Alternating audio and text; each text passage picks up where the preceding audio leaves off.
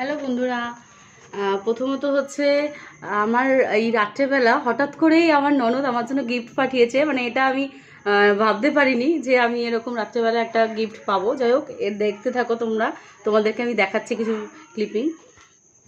আচ্ছা, এটা হচ্ছে সুগার ফ্রি বিস্কুট। আমার অ্যাকচুয়ালি সুগার ধরা পড়েছিল, তাই আমার ননদ এতটাই কনসিয়াস যে আমার জন্য সুগার ফ্রি বিস্কিট পাঠিয়েছে যাতে আমি মিষ্টি কোনো বিস্কিট না খাই। ঠিক আছে, দেখো।